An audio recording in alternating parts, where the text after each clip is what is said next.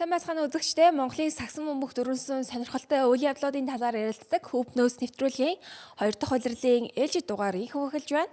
Өнгөрсөн 7 өдрийн дугаараа бид та бүхэнд хүргэснээс хойш Монголын сагсан бөмбөгийн ертөнцид сонирхолтой үйл явдлаар дүүрэн байлаа. За тухайлбал финалийн цувралын хань хааллах 3 дахь тоглолт М-банк аренад явагдаж өндөрлсөн. За үүнээс гадна Сайн шанд, Дорногой аймгийн Сайн шанд хотод 23 хүртэлх насны улсын аваар шал оруулах тэмцээн зохион байгуулагдаж байна. За үүнээс гадна Монголын хамгийн том, хамгийн олон тамирчин оролцдог оюутны лигийн шигшээ тоглолтууд М-банк аренад үргэлжилсэн. Сонирхолтой үйл явдлуудаар 4-7 хоног болж өнгөрлөө. Ингээд өнөөдрийн дугаараар бид энэхүү тэмцээн уралдаануудын талаар ярилцах болно.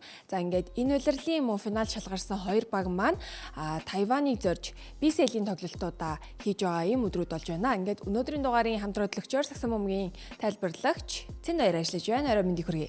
Орой мэндийг хүргэе. За сая ярьсанчлан олон үйл явдлууд өнгөрсөн 7 хоногт боллоо.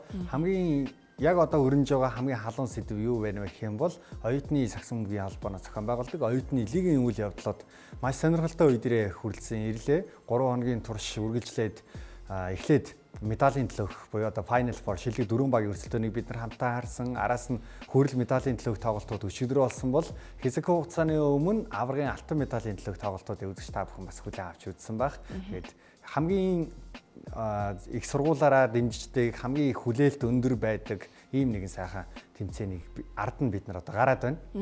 Цоон байгуулалтын хувьд ч гэсэн энэ жил бол бас нэг шат ахиж те жишээлбэл тэр шилдэг 4 багийн тоглолтын дээр маш олон үзэгчид М-банк аренад хүрэлцэн ирж үзсэн гэдэг нь бол үнэхээр онцгой байлаа. За үүнээс гадна оюутны лиг юугаар илүү ач холбогдолтой онцгой болоод байгаа гэхээр дээд лигт явах одоо драфтын үйл ажиллагаа 5 дугаар сарын 1 буюу маргаашнаас драфтын одоо нэрсийг хүлээн авч эхлэхээр болсон. Тэгэхээр тамирчид маань за бас мөн багууд маань аль тамирчныг одоо багтаа нэгтгэх хүүгээд тамирчид одоо баг дээд лигийн баг араа албаныхан бас оюутны лигийг их үтсэн болов уу гэж бодож байна. Тэгээд одоо яг дээд лигийн араа албаны эрэгтэй эмэгтэй аль багийн хүмүүс бол маш их ажил ихтэй байгаа гэж бодож байна. Яг энэ оюутны лигээс ирээдүйд дараа жил магадгүй тэрний дараагийн жилүүдэд тэр тухайн багийн ирээдүй болох ийм тамирчдыг сонгон одоо нээн илрүүлэх ийм нэг ач холбогдолтой зарим нэг талаараа ч гэсэн багийн араа албаныхантай бүр дасгалжуулагч нартай ярилцаад явж илээ.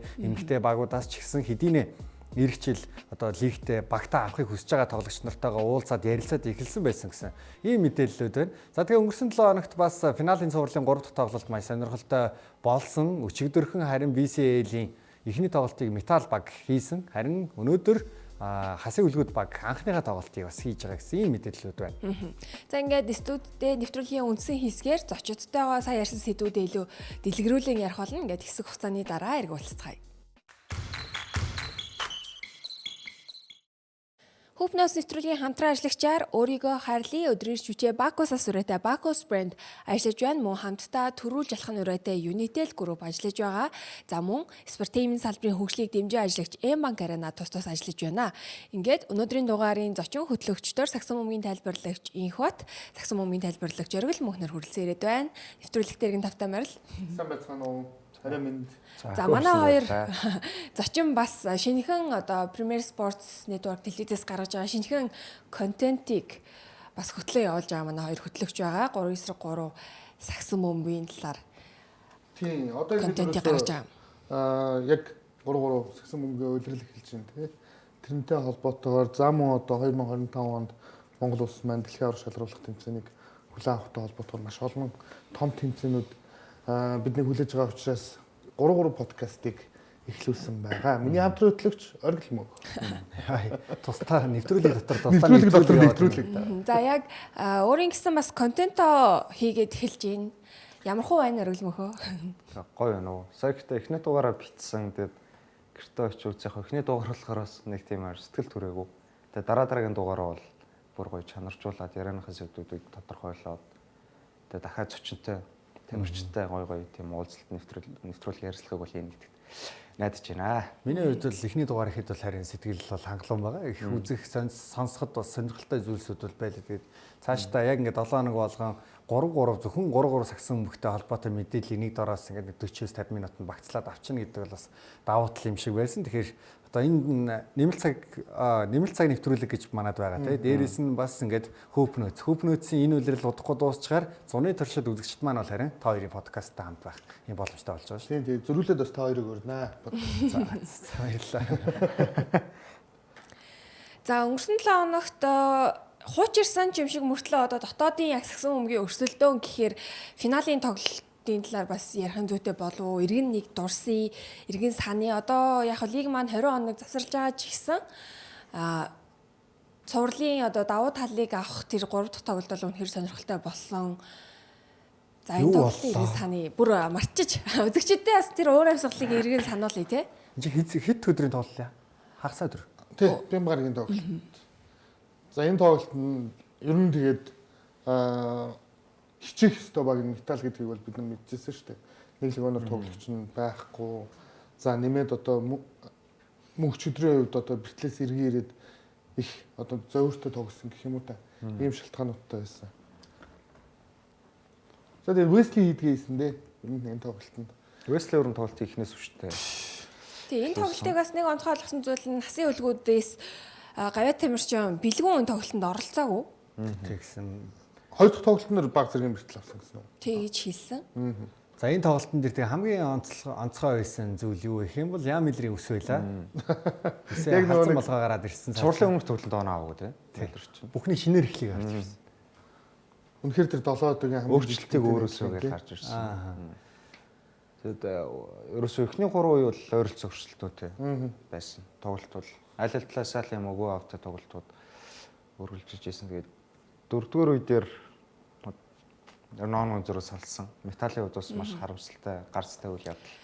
Энэ яг энэ тоглолтын хувьд нөгөө нэг болоод сурал тэнцсэн байгаа. Тэгээд энэ тоглолтыг яг дуусгаад маргааш өөрөөр хоёр баг хоёулаа аялын тоглолтонд явах байсан учраас цувралын давуу талыг авахыг аль аль мэдээж их хүссэн байх гэж бодож байна. Эргээд ирэхэд давуу баг нь илүү одоо тайван сэтгэл амар тоглолтыг үзүүлэх боломжтой учраас энэ одоо 7 дахь тоглолт шиг л ийм чухал тоглолт байсан. Тэгээд яг энэ тоглолтын эргэлтийн цэгийг яг сайн харагдсан мөх төвшин мөн шүү.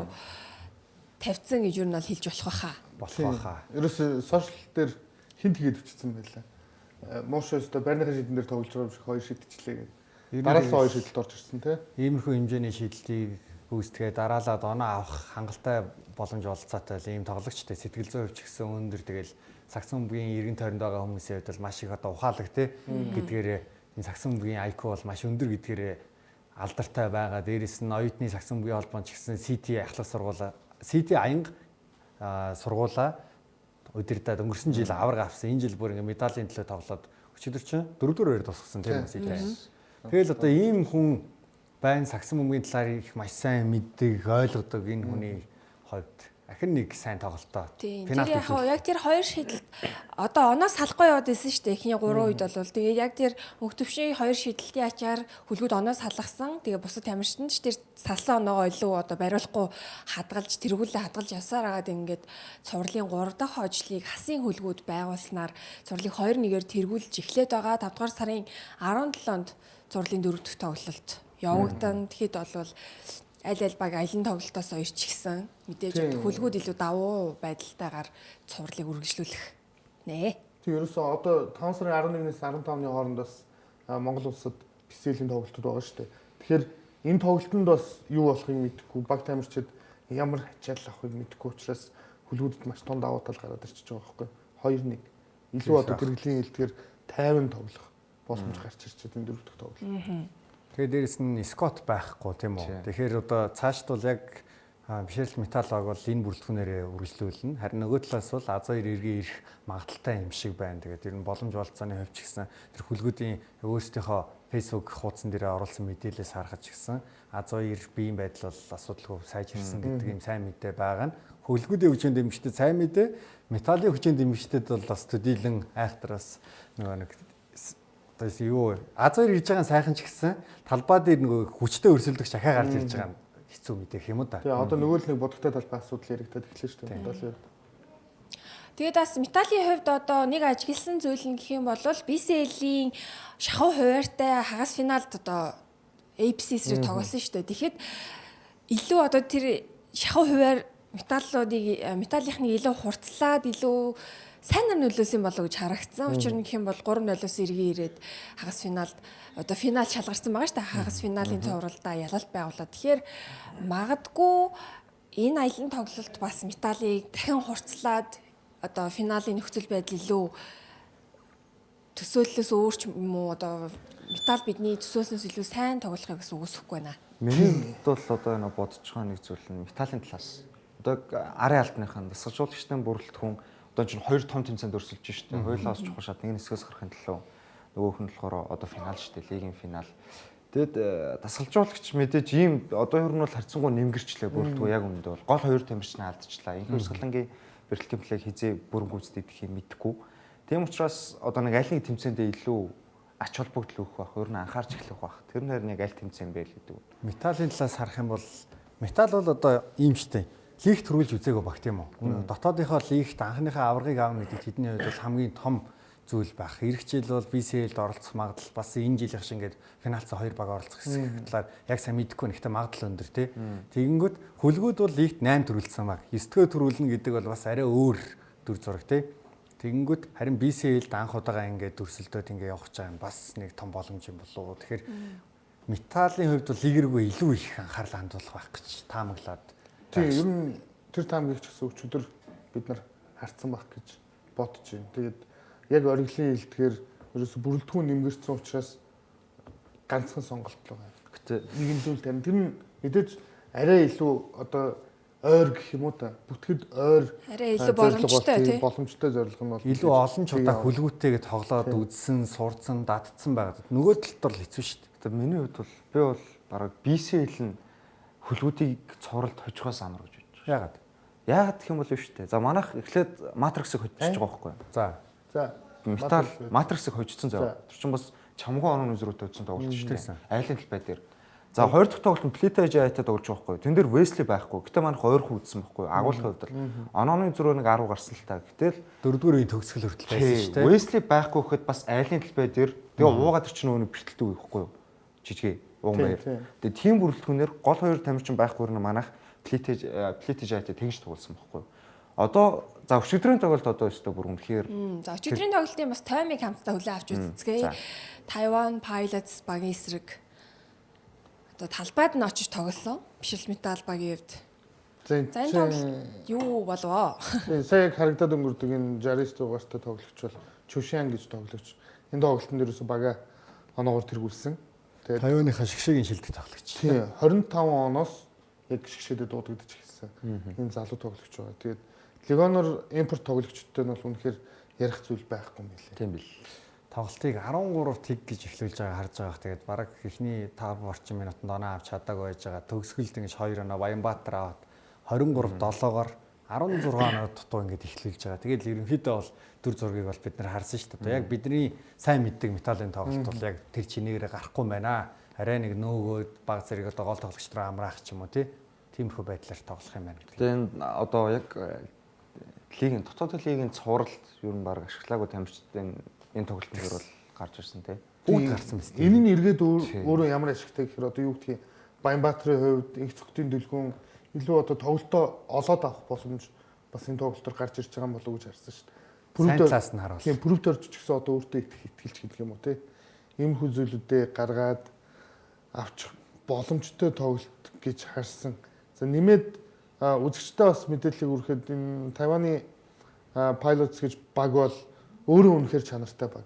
Бидний нөгөө нэг айж сүрдээд одоо маш чанартай баг гэж нэрлэдэг байдаг Plita Jaya-г чинь л ерөөсөө энэ тэмцээний хүрээнд илүүрхэд буулгаад авсан юм баг шүү дээ. Тэгсэн. Дөрвөн импорттой тий. Энэ тоглолтын турш анзаарчихсэн нэг зүйл нөх юм бол энэ Тайваны энэ багийн хувьд хамгаалт бол маш сайн. Эхний 3 үе бол хамгаалтан дээрээ үнэхээр жигд нэгтвэ чадсан. Тэгээд дээрэс нь довтлогоон дээр ердөө нэг 6-аас 8 секундын дотор л довтолж илээ. Яг дандаа л нэг 15 6 болонгууд л довтлооны цаг тэрэн дээр довтлол маш хурдан довтолч оноогоо аваад буцаал хамгаалдаг. Ийм дүр зурагтайгаар ихний 3 үе тэгчтэй үргэлжилсэн. Тэр нь бол бүр систем нь бүр цогцороо суудсан байгаа байлээ л дээ ялцчих. Тэгээ одоо ийм их цогтын дүлгөөн финалийн цувралд ороод ирвэл эвгүй үсттэй.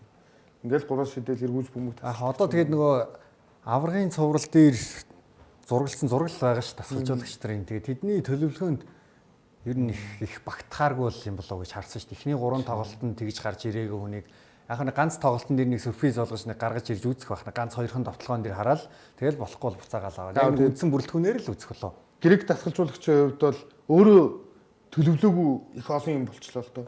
Тэгэхээр одоо төлөвлөөгүй байсан зүйлдээ арга хэмжээ авахын тулд нэг шин санаа ч юм уу гаргаж ирэх болов уу гэж хараад байна. Тэгээ металлын тоглогч нарын өмнөөс нэг баярлсан зүйл нь их юм бол ингээ олон улсын төвшөнд бас энэ залуу тоглогч нар бүгдээрээ бас гарч тоглолоо шүү дээ. Ялангуяа инх тэмүүлэнг би нэрлэмээр байна. Инх тэмүүлэн тэгэл бүтэн үлрэлийн турш ихэнд бас нэг холбогчоор тоглох гэж үзэл яг болж өгөөгүй тэгээд өчигдөр бас оноо аваал те. Ингээл талбай дээр олон минутыг өнгөрөөж байгааг нь харахад бол сайхан байсан. Одоо тийм металлын хувьд үлдсэн тоглолтуудаа бүгдийг гэртээ юм да. Монгол улстай юм. Гол нь одоо BCL-д миний харж байгаа үзүүл нэг найдвар байгаа гэдэг шүү дээ. Яг гэх юм бол ахаа нэг импорт авах хэрэг байгаа шүү дээ. Энэ багт.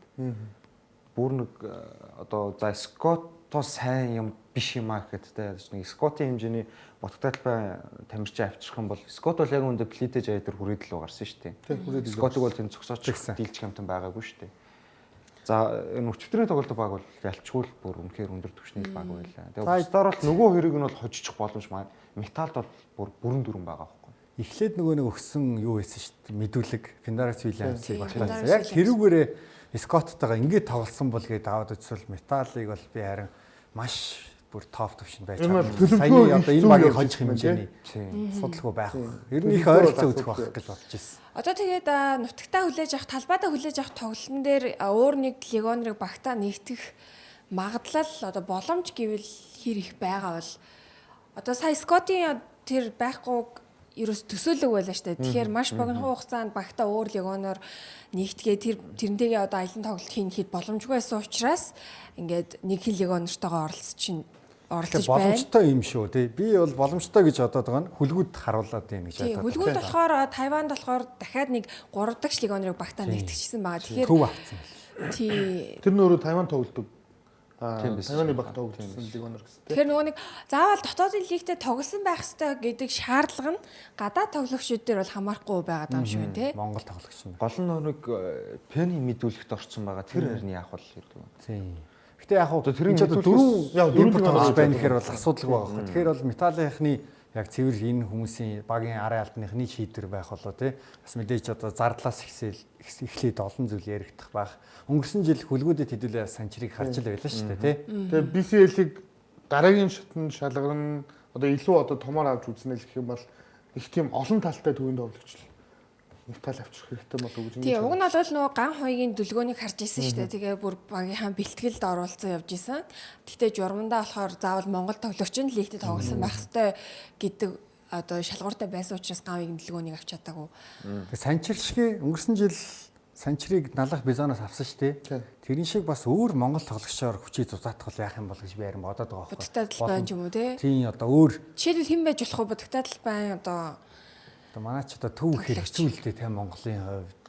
Яг үнэхээр одоо тий нүдэнд харж байгаа өөрөө багтаага ахаад нөгөө BCL төрсөлдөж байгаа болохоор ш. Харин ч одоо бусад багуудаас яг зүгээр тийм боломж гараад магадгүй өөр нэг тоглогчийг харж болох юм тий. Тамжид тасгалжуулагч удирдлагын өмнө хэлсэн байж тэр бас хүүт нүц төрлөө нэг яран дээр хэлсэн байсан. Манайхан дэлгэрний одоо багаас явж байгаа штэ. Тэгээд энэ орон зайг нөхөхийн тулд аль болох залуу гэхдээ нэг юм өсөх потенциалтай төвийн тамирчдаг авч байгаа гэдэг залуу. Тэгээд энэ дээр ялч нэг дугар Эрдэнэ Цэдэв Сөрөн хоёрыг бол манайх багтаа нэгтгсэн гэж бол ярьсан. Гэтэ тэр хоёр нь энэ удирдлаас бүр тийм нэг хангалттай байсан олон минут тоглож чадсангүй. Яа дуур Эрдэнэ бол бүр ингээд одоо бүр том руу харагдахгүй шүү дээ. Харин Цэдэв Сөрөнг бол би ингэж багаар ахаад энэ туршлага суугаад байна гэж хараад байгаа шүү дээ. Цэдэв Сөрөнг бол шинээр нэгтгсэн биш багтаа гэрээгийн сонгож үлдээсэн тоглогч. Тэгэхээр багийн арын алба тасгалжуулагчид ямар нэгэн одоо потенциал байна гэж харсан үндсэн дээрээс Цэдэв Сөрөнг авч үлдсэн байх гэж бодож байна. Ер нь одоо нуруу туруу харах юм бол Цэдэв Сөрөнг А2 за тэгээд одоо Майнерсаас гэвэл очроо бат гэсэн ийм Цэдэв Сөрөнг Баян гол харцаг баг. Тийм байс тээ. Тэрнээс авчихсан. Магадгүй одоо хагас финал гээд одоо лигт шилдэг дөрөвтүүлсэн багаас гэвэл базар гүрийг авах боломжтой. Базар гүр оруулах юу гэж бодож байна. Зөв нь өөр одоо опшн Монгол талбай дээр хүлээ авахад Монгол тоглогчдыг ч юм уу нэгтгэвэл хэн байж болох уу? Базар үрийг авал спилс гацуулах ажиллахгүй хаа. Тэг чи яг базар үрт ажиллах мөнх чөдөр гэж юм байгаа шүү дээ. Адилхан л өсөрдөг бие өвчтэй шийддэг. Тийм үү. Гэтэ чөдрөөг бол хангалттай ашиглахгүй шүү дээ. Цэвэр төвөнд тоглогч хэрэгтэй. Одоо тэгээд шууд ингээд аваачаад тоглуулна хэр хэцүү л юм те. Мэдээж металл бол ингээд дотооддоо тоглож байгааг нь харахад бол үнэхээр гоё ажилдаг гоё баг шүү дээ. Тэгэнгүүт ер нь зүгээр хэрэгтэй нь өндөр тэгэл төвд ерөнхийдөө тоглоод шидчихдэг тийм л хүн дэлгэр нь юм хэрэгтэй байна. Өчигдөр надлаа. Тэгээ даанч болохгүй тийм мэдээж лиг тоглоагаа. Төмрөх тэглэв. Хин тэглээ. Хөөе, дек бисэл тоглож штеп. Юу яриад. Тэгс нэг хуурцсан байдгийг. Гэхдээ ер нь боломжтой байсан. Үгүй. Тэр их лиг тоглоог бол. Зөв миний асуугаад түрнээс хойш асуугаад байгаа нь одоо металл үлдсэн тоглолтуудаа хожил байгуулахын тулд металлд хин ирэх боломжтой байна, хин ирвэл тэдний санаар нөлөөлөх вэ гэж би асууад. Олон тал төвөнд тоглогч. Тэр нь импорт тоглогч гэж бид нэр ярьж байгаа тийм л бах. Ер нь одоо тэгэл импорт тоглогч шийдэх байх гэж бодож байна. Ер нь яг тэр төвөнд Мосыг авчдаг болоо гэнэ. Тэгсэн чинь Мос бас хөлгүүдийн бүрэлдэхүүнд нэрээ өгсөн байл анх. Тэр байлаа шүү дээ ростерт нь. яасан гэсэн бэ. Тэр FIBA BCL Asia-гийн ростер дээрээс харахад тэгээд одоо ер нь төвлөл юм да тий. Өөр одоо яг юу бах. Баясаа ороод ирчих байх, талбай дээр хийх тоглолтууд дээр юу ч гэсэн тоглох байх. Тэгээд юу ч гэсэн тэр Монголд болох хэсгийн шатны тоглолтууд дээр металл бол өчигдрөх шиг бол тийм сул бол тоглохгүй нь ойлгомжтой. Үзэгчдийнхээ өмнө тийс өөр тоглолт нь яг бүрэн потенциалаараа одоо энэ хоёсгалан Ууганбаяр Веслиг тоглох учраас үзэгчд манаас тэр тоглолтуудыг М-банк аренад очиж үзээрэй. Бид нар ихтэй шууд дамжуулан үзүүлэх болноо. Тийм хөлгүүдийн шинэ төвийн тоглогч чинь ер нь Тайванд тоглодог. Тэгээ зөвхөн төв тоглодог тоглогч байсан. Тэгээ 2.13. Тэгээ 2.13. Казасыг авчвал энэ гоё юм шиг Энэ байна. баг аккут юм шүү. Тэгээ насны хувьд ч бас гайгүй нарцсангүй тийм залуу тамирчин байгаа. Казасыг авчмаар юм шиг металл. Болдог бол. Болдог тий.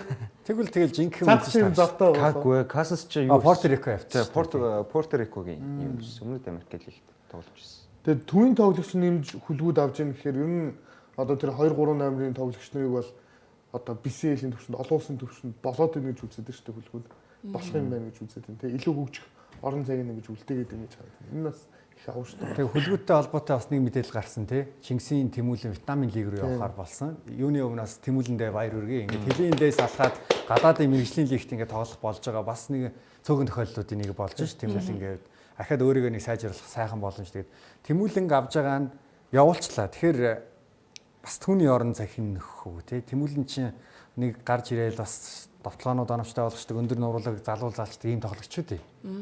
Одоо BCL дээр Тэмүүлэн хэн нөхөх. Цэнгүн байгаа шүү. Ер нь төсөл BCL дээр үү? Үгүй BCL дээр ч биш л тий. Одоо финал дээр ч гэх юм уу.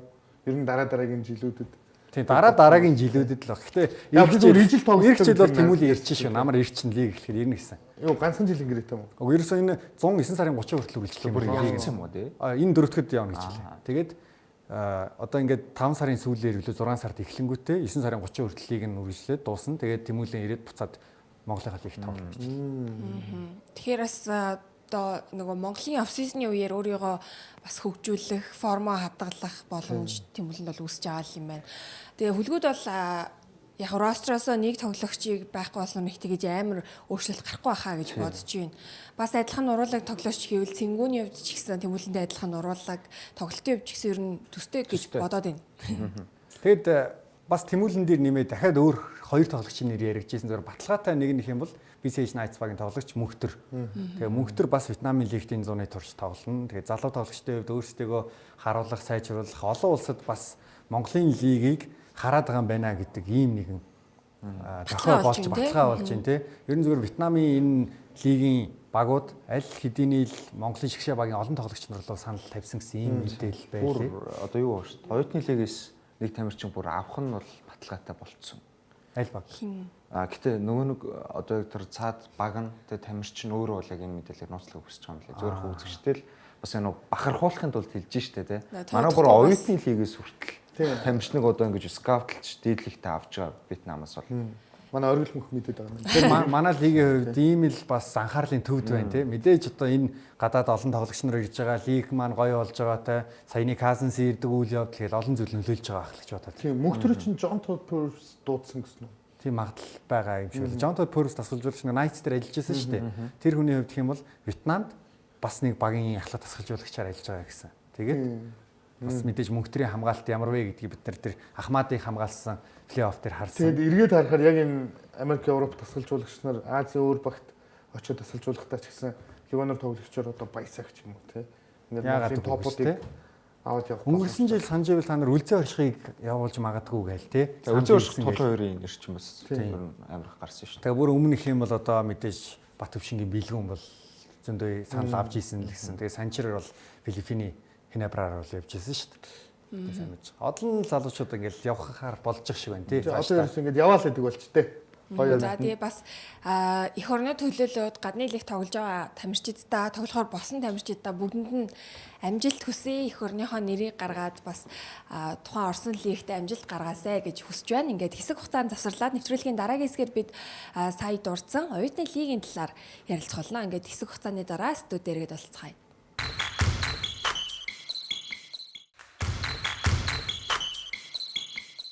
Hope-Notes нэвтрүүлэг үргэлжилж байна. Манай нэвтрүүлгийн хамтран ажиллагчаар Спиртаймент салбарын хөгжлийг дэмжин ажиллагч Эмма Гарана болон хамтдаа төрүүлж алхах нүрээтэй Unitel Group за мөн бидний 2 дахь жилдээ дэмжин ажиллаж байгаа Bacchus Brand-ус ажиллаж байна.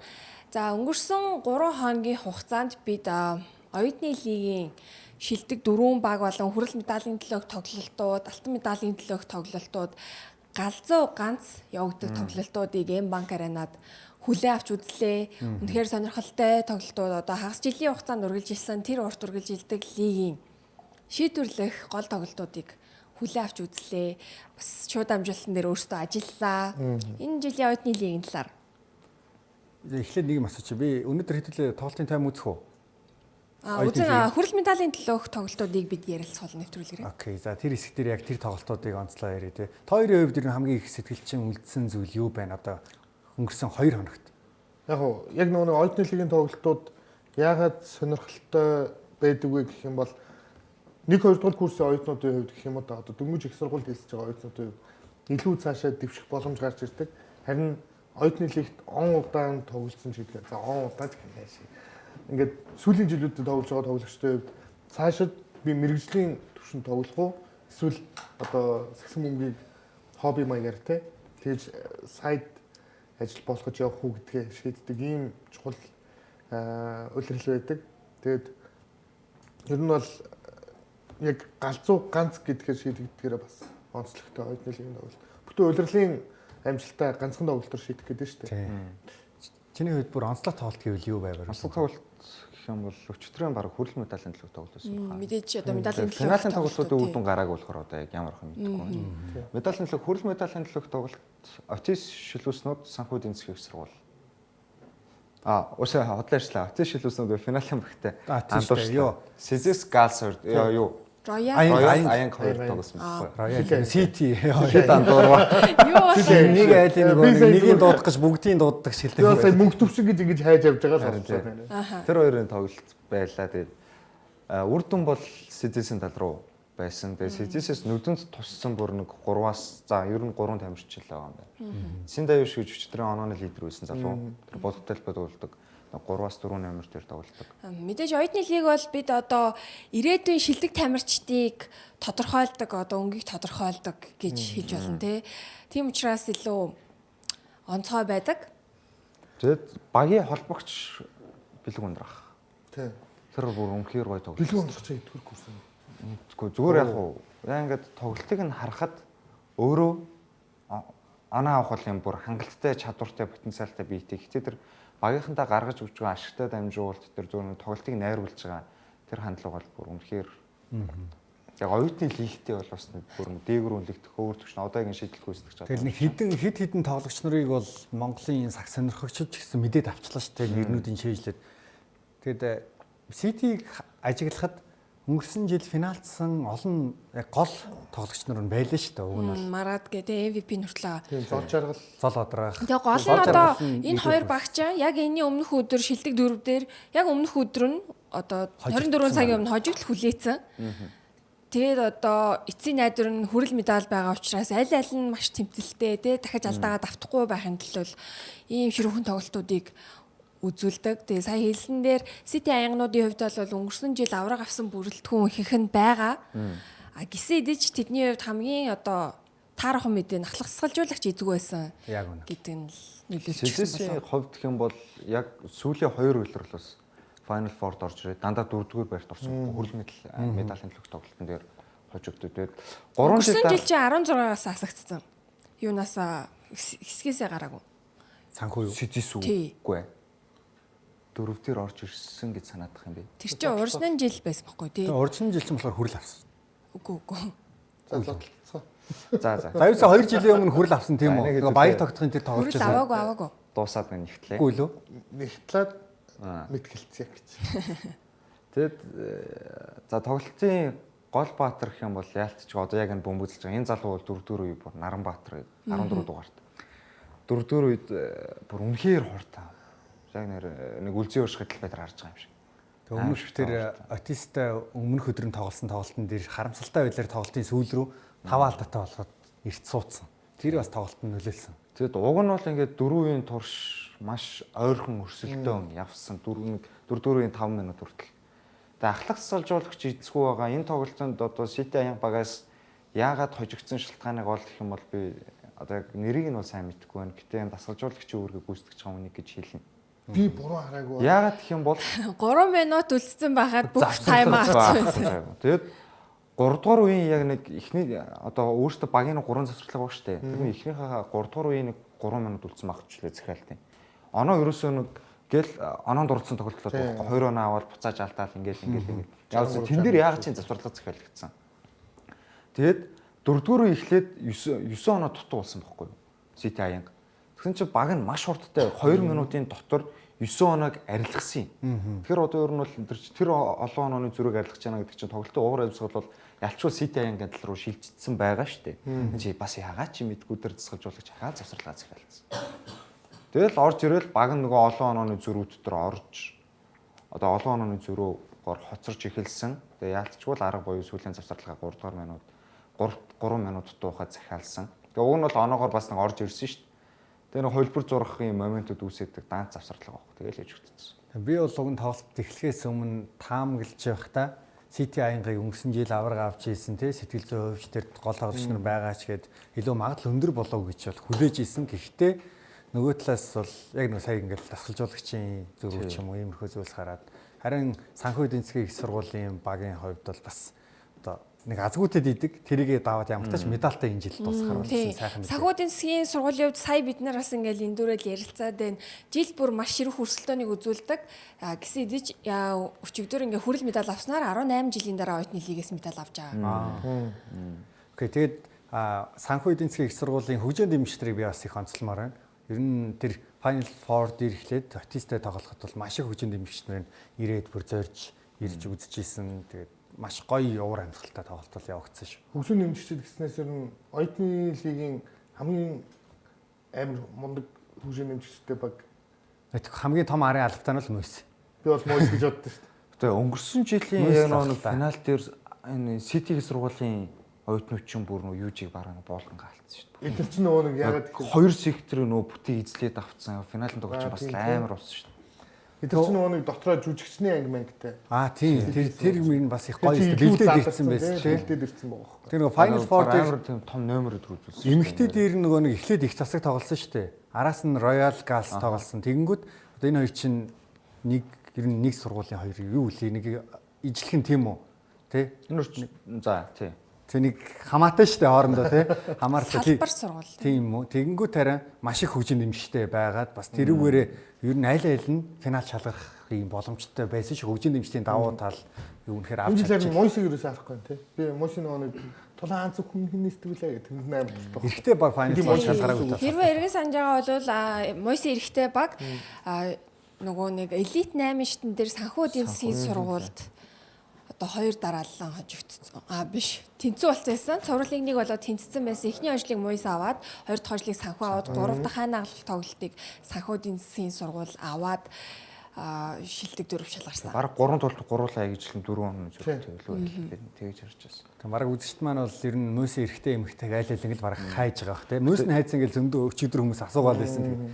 Ийм үйл явдал. Эмэгтэй баг гэхдээ тэр одоо залхам чалаа ундрах гэдэг нь бүр үнэхээр сүг. Тэг яваал үү те. Тэгэд өнгөрсөн жил авраг авсан бүрэлдэхүүн бараг Бүгд явсан 5 тэр чигээрээ драфтлагдсан ирнэ. Энэ жил тэгээд бас яг үндэ ойртох баг бол байхгүй л байгаа гэж л. Тэгэл ингээл юу яадаг вэ? Би бол одоо өөрөө тэгж тэтгэлэг авч үзег болохоор мэдэхгүй л байна л да. Одоо их сургуулийн багш нар 10 жилийн хүүхдүүдийг тэмцээн уралдаан дээр ч юм уу хараад тэгэд удирдлагатай санал болгодог баг тий. Гэтэ мөсийн үед бол арай Нээлттэй тэтгэлэг Эсвэл оюутнууд өөрсдөө очдөг болов. спортлог оюутанд өгдөг нэг тэтгэлэг гэж бас тустай байдаг. Ер нь Мэдээж оюутныг хийсэн байж. заавал ихтэй нөгөө элдэн ерхэн шалгалтынхаа оноонуудыг хангацсан иймэрхүү байдал. Яг л нөгөө бусад оюутны шигтэд болцлоо заавал хангах хэрэгтэй. Тэгээд харин спортын гоц авьяаслаг ийм тоглогч нар дээр байх юм бол мэдээж бас өөр тусдаа тэтгэлэг ингээд л нөгөө боломжуудыг нээж өгч байгаа тал бол байна. Гэсэн хэдий ч хичээлээ хийх ёстой нь бол зайлшгүй. Тэгээ одоо Мойсийн бүрэлдэхүүнээс 2 ч тоглогч шигшээ баг өргөтгсөн бүрэлдэхүүн нэрлэгдсэн гэхээр Мойсийн эмэгтэй шигшээ баг ямар одоо хүчрэх байгаа вэ гэдгийг харуулж байна. За харин хүрэл медалийн төлөө одоо Мойсийн багт хожигдсон Royal Gas баг болон Отгон тэнгэр их сургууль хүрэл медалийн төлөө тоглосон. За энэ Жавсан дулам гэж охиныг бол энэ манай үзэгчд мэддэг болсон баг тий. Сүүлийн Б дивизионы Азийн авраг урдсан шатны тоглолтод Монгол улсын шгшээ багт анхудаага дуудагдсан. Тэгээ энэ охиныг тоглолтыг олон хүмүүс бас үзхийг хүсэж исэн байх. Жавцан зулмч яг энэ шигшээд дуудагдсан охины энэ төвшин ямар байх юм бэ гэдэг. Шигшээ багийн маань тоглогч ямар байх вэ гэдгийг бол миний хувьд бол хүлээлт бол их байсан. Тэгээд харин тэрийг давсан нэг тоглолтыг үзүүлсэн тоглогч бол энэ цагаан өмсгөлтэй болох Royal Gas-ын Намуна байлаа. Тий. Намуна энэ тоглолтод бүр будагтад албатай ч тоглож байгаа. 3-аас ч хийж байгаа. Бие хөгжлөвч гэсэн нэлээд өндөр тий. Ер нь нэлээд зузаан байх юм. Тий, Намуна Жавцан дулам хоёрын хувьд хоёулаа Тайванд бас сагсан бөмбөгийн боловсрол эзэмшиж исэн, сурангаа сагсаа тоглоо байжсэн ийм хоёр тоглогч байгаа. Энэ жил чи энэ артист чи юу тохиолдсон юм бэ? Final Four гараад ирсэн ба шүү дээ. Үгүй. Муу яасан бэ? Шилдэг дөрвөн баг нэг энэ олон тоглолтын уур амьсгал юу гэдгийг яг энэ UJ-нд болсон одоо хоёр тоглолт байлаа шүү дээ. Final Four-ын тоглолт. Банк Арена. Тийм, Банк Арена уучлаарай. Тэгээд энэ хүрэл медалийн төлөөх тоглолт. Энэ хоёр тоглолтод ерөөсөө нөгөө нэг багийн лидерүүд байхгүй болсон. Ашаач маалгал. тэгээд яхаа зур шуудхан хэлэхэд бол энэ тоглолт үнэхээр хүч тэнцүү бол байгаагүй шүү тий. дээ. Энэ тэнцвэргүүд Ер нь Отисын тасалжуулагчтай аль бичсэн бараг тоглолтын үр дүнтэй тоглолт эхлэхээс өмнө илэрсэн юм шиг л дүр зурагтай байсан. Би Royal Gas-ыг бараг л финалд Мөсийг хожиж гарах нь удаа гэж бол бодож исэн. Тэр Мөстэй хийсэн тоглолтын дээр илүү будагтаа талбайд илүү өндөр нуруулаг байсан баг нь бол Royal Gas байсан. Гэхдээ тэр боломжоо давуу талаа төдийлөн сайн ашиглаж чадлагүйгээр тэд нар хожигдсон. Нөгөө талаас нөгөө Кал Мөсийн нөгөө нямццэг тамир гэдэг тий. Тэр хоёр охин бол үнэхээр супер байсан. Харин яг одоо улирлын хүслэгтийн яг сайн мэдэхгүй байна. Зүгээр яг Мөсөөс зөрөөд их засаг юм уу Отистер одоо дөрөвдөр тоглолцсон бол тэгээ Газ хойлын аль нэг нь ер нь хожиж байсан баха. Тэгээ финал дээр Мөстэй тоглох бол үүсэхгүй. Энэ Royal Gas их засаг хоёр гэд бодох юм бол их ойролцоо тоглолттой хоёр баг болно шүү. Би бас их засгийн Хамаатнууд шүү дээ тий. Хамаатнууд тэнгүүт нэг холтон тоглогч байгаа. Бичигмаа гэх. Харин бичигмаа. Би ерөөс нэр нь очихгүй байсан. Ер нь их содон нэр. Тэгээ сая Royal Gas-ийн энэ тоглолтоос харж байхад эх жил ер нь лигт орох магадaltaй хэд хэдэн тоглогч нар байгаа байхгүй. Жишээлбэл за Жавцан дулам тэгээд тэр Намуна хоёр бол ер нь найдвартай. Холон багууд санал тавина. Дээрээс нь тэр төвийн тоглогч Солонго. Тэгээд холбон тоглогч 2 дугаартай тэр Болор Эрдэнэ. Тэгээд 12 дугаартай тэр давтлагч Ганч юм уу. Тэр бас олон тоглогч нар байгаа байхгүй. Тэгээд лигт магадгүй ингээд тоглох боломжтой. Тий, тэгээд өнгөрсөн жил драфтын үйл ажиллагаа анх удаага болсон. Тэгээд сая бас яригдсан Мойсийн баг, эрэгтэй баг яагаад шилдэг дөрөвт шалгарсангүй вэ? Оюутны лигийн хэдэн удаагийн авраг гэлээ? 6 удаагийн авраг. Замбраг болоод. Тэгэнгүүт өнгөрсөн жил Мойсыг төгсөх болоог байсан ч маш олон тоглогчид драфтад нэрээ өгсөн учраас энэ жил ингээ оюутны лигтээ тоглох боломжгүй болсон. Тэгэхээр оюутнууд маань маргаашнаас одоо драфтад нэрээ өгнө, хүсэлтээ өгнө. Гэхдээ бас сайн бодох хэрэгтэй. Би тэгээд лигт сонгогдох магадлал хэр байна бэ, тэ? Эсвэл бол оюутны лигтээ одоо их сургуулаа төгслөө бас тоглох уу гэж дасгалжуулагч багш нартайгаа бас их сайн ярилцахыг зөвлөж байна. Тэгээд драфттай холбоотойгоор та хэдэд ер нь энэ саяны 2 хоног тоглолтод үзлээ шүү дээ оюутны лигийн. Хүлээлт ямар хөө байна? Хэнийг дээгүүр магадгүй нэгдүгээр сонголтыг хийн гэж харж байна. Эмэгтэйгээс Нямц цэцэг үж авсан тул мөн баг таа. Ер нь бол гэхдээ одоо яг нурууг нь харах юм бол Одоо тэгээд гот бид хүн харсан шүү дээ. Түрүү жил нэгдүгээр сонголтыг Минжирмаа байх болов уу гэсэн Минжирмаа байсан. энэ жил бол гэхдээ Зөв нөгөө нэг бас их өндөр 6 дугаар байраар дуусгасан Stars баг сонголтыг хийн. Тэгэхээр Жавзан дулам юм уу эсвэл бол намуна байх гэж бодож байна. ер нь намуна юм болов уу? Тасгалжуулагч юу? Тийм шүү дээ. Бүрүүсрэн Одоо түрүүцэн тасгалжуулагч байхгүй. Тэгээ намуунач өөр өнгөрсөн жил Stars Mompany арын альбом бүтэн үйлрэл Тий, ажилласан. байсан. Гарч юм. Тэгэхээр за тэгвэл тоглогч бол та хэд байсан бол намуна юм уу Жавзан дулмыг юм нэгээр сонгох гэж байна. Би бол намуна гэж бодож Намуунаас байна. сонгоно. Яг гэвэл Хэрвээ зөвөр Stars-ийн өмнө сонголт хийнэг анх заяа энэ төр Старсын өмнөөс ер нь яаж ч бүрүүсрэн тасгалжуулагч одоо өөрийнхөө хоёр шавныг сонгох байлгүй дээ. намунаг сонгох болов гэж би бодоод байна. За. Яг гэвэл Stars багт анх заяа гэд холбон тоглогчид одоо Жавзан дулмын байрлал дээр анх туяа. Тий. Холбоо тоглогч. Тий. Холбон тоглогч байгаа учраас тэдний хувьд сул тал нь ер нь төвийн байрлал сул учраас эхлээ намунаг сонгох бах. Тэгээд магадгүй одоо нөгөө нэг хулгайгаар ч юм уу нөгөө нэг зөвшөлтслөөр ч юм уу Жавзан дулмыг авах гэж хичээх болов гэж бодож байна. ер нь сацрал булгаа хоёртой хийсэн дугаар дээр ч гэсэн яригдчихсэн шүү дээ. Аль хэдийн ингээд солилцоо 8 минут бол яригдаад эхэлчихсэн. Pro League дээр ч гэсэн нэгэн тоглогч Улаанбаатар Амазонсын өмсгөлтөд яваа л байгаа. Бол болов. Номерд нь Бол болохоор нөгөө Women Series дээр Улаанбаатар Амазонтой тий. Тэгэхээр ер нь гой юмнууд их болох байхаа тэгээд би зүгээр ингэж бодоод байгаа нь за эхний их сонголтоор магадгүй намуунаг авдсан байж тээ. Тэгэх юм бол араас нь сонгож байгаа багууд нэм цэцэг Жавзан дулам гэл ингээ явна штэ. Буцаагаад Монпонд Старст амархан өгчихгүй л байх тийм үү. Өөрсдөө бас байлгахыг хүсэхийн тоглогч штэ.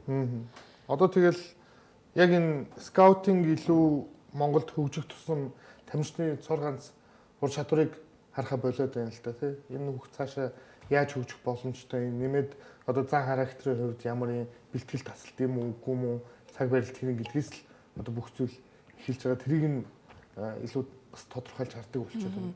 Гэхдээ бас одоо өнгөрсөн удирлын драфт дээр хид хідэн багууд жишээлбэл одоо Wings өөрсдийн драфтын нэгдүгээр сонголтоо хинээр солилцлоо. Хүмүүсээр нэлээд солилцсон тим юмнууд их байгаа. Тэрийн жилийн драфт ялангуяа эмэгтэй дээр маш сонирхолтой байх болов. Тэгээ нэм цэцэг нэгээр биш ихээр харамсмаар биш үү? Тэр бол хамаагүй байгаа шүү дээ. Гоо ер нь зүгээр тавьшаа хэдүүлээ хоорондоо хариулж яхад нэм цэцгийг нэгээр авахгүй бол харамсахаар биш үү?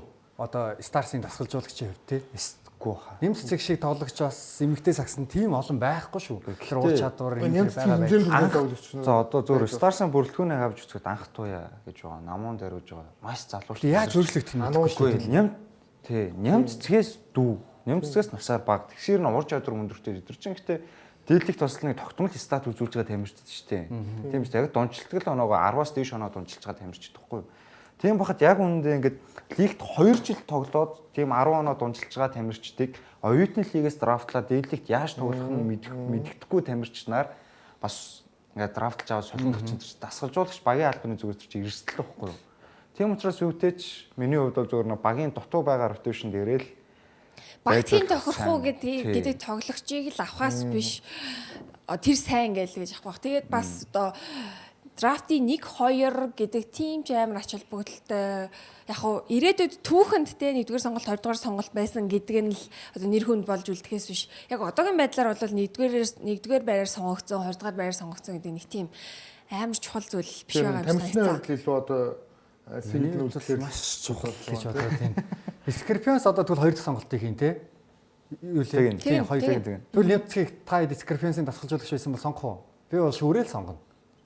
Ямар ч юм номер чи Scorpions их те. Тэгвэл би сонгоно шүү дээ.